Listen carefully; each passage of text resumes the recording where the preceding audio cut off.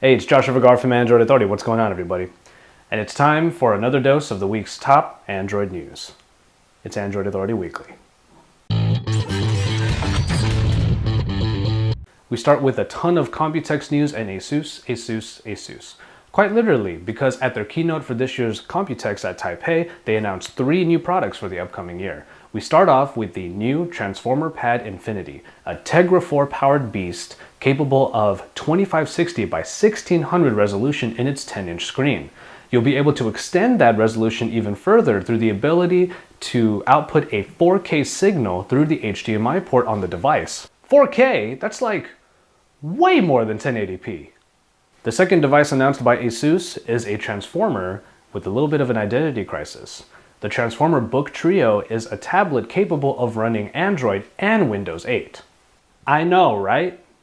Now before you get too excited, the dual functionality is only available when you have the tablet attached to the keyboard dock. This is because the bits inside the tablet run Android and the bits inside of the dock run Windows 8. Pricing is not available yet, but I'm guessing, as does our community, that it's going to be around the same price as a notebook. So now you can get all fancy. So will you be using Android or Windows today, sir? Yes. The last announcement we're covering from ASUS is of a new phone pad, and now it comes with a little friend. The tablet in the States and huge phone everywhere else is now getting a Note-like stylus. So now what you're getting is a Intel Atom dual-core processor, an 8-megapixel camera, front-facing speakers, and then of course that included stylus. More Computex news comes out of Intel's camp with their new Merrifield processor.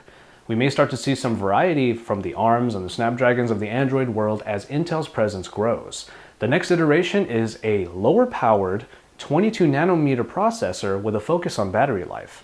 The previous processor, Medfield, was already pretty beastly, so we're going to have to see what Merrifield can bring us. We don't yet know how many cores the 2014 slated processor has, but come on, you know us. We gotta have a lot of cores. Come on. Come on. And now we get into a lot of Samsung news. If you haven't been following the patent wars, and I know you're probably tired of it just like me, well, Samsung did get a big court win over Apple this week.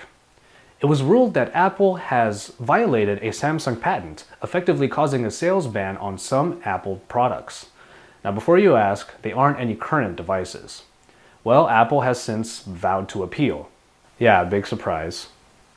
But what is interesting is that Samsung is not making a peep about this win. Why? Well, maybe Samsung is too big of a company to boast about a small win like this. True to form, a debate sparked out in our comments, and you're welcome to join in on the conversation here on this video or at the written article at androidauthority.com. Let's get back to devices. Samsung stayed in the news this week with the announcement of a variation to the Galaxy S4. Following the trends of water resistance and dust proofing that we're seeing these days, the Galaxy S4 Active was announced, and it is a IP67 certified device that is dust proof and can be submerged in up to 1 meter of water for up to 30 minutes. Apparently it's supposed to handle anything from the most rugged mountain trails to the roughest rivers, which means it's perfect for kids. One of our commenters made the good point that though this is a ruggedized phone that we're seeing now, it's still a high-end device. Very fair point, it's not something that we see every day. Rest assured that we're going to get our hands on it the moment it gets out in the States, which is going to be sometime this summer, and we're going to test it out thoroughly. Yeah man, we're going to dunk it in water, we're probably going to drop it, and then for the dust proofing we're going to gather a bunch of dust and then, oh, that's disgusting. Speaking of the original Galaxy S4, it may not all be sunshine and rainbows like some people predicted.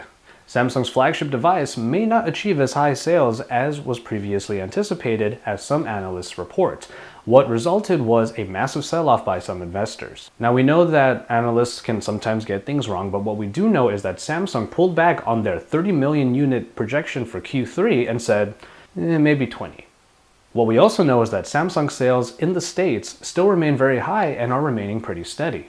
So the reports are somewhat conflicting. Have you gotten your S4 yet? Do you plan to? Let us know in the comments below. Okay, let's move on to something a little more cheery, like the NSA peeping in on your phone records. In a court order uncovered this week, it was found that the NSA wants every call every day of Verizon's telephony records, all of them. No discrimination, no specifics, just all of them. Of course, customers of the phone carrier in the US are naturally freaking out. Rest assured that they are not listening in on the calls, they just want to know who called who and when. Yeah, that's better. Also, the data is just about the call, so no personal information is going to be revealed. Okay. As to why only Verizon and nobody else, well, perhaps it has to do with the carrier's reach and their scope. As to what will be done with the information, on the other hand, maybe the NSA is looking for anomalies. After all, the court order was issued shortly after the Boston Marathon bombings. If you're a customer of Verizon, or even if you're not, let us know what you think in the comments below or at the written article found at androidauthority.com. And finally, we end on a piece of good news for all of you Sony fans out there. After first the Samsung Galaxy S4 and then the HTC One, it looks like the Sony Xperia Z is going to be the next device to get the Nexus experience. Given some tips from sources, and then Sony's longtime commitment to AOSP, this is very likely to happen. And in related news, around half of Sony Xperia Z users around the world all collectively went, damn. And then a final nugget of information suggests that Motorola will indeed be coming out with the Moto X. Only one though, as X doesn't seem to pertain to a line of phones, but rather one particular device. So the coming months look like they're going to get pretty exciting. Alright, that'll about do it for this edition of Android Authority Weekly. A written companion can be found in a link in the description below. While you're down there though, you might as well drop us a like, subscribe, and then remember to tune in. Join me next week at the same time and same place. AndroidAuthority.com, your source for all things Android.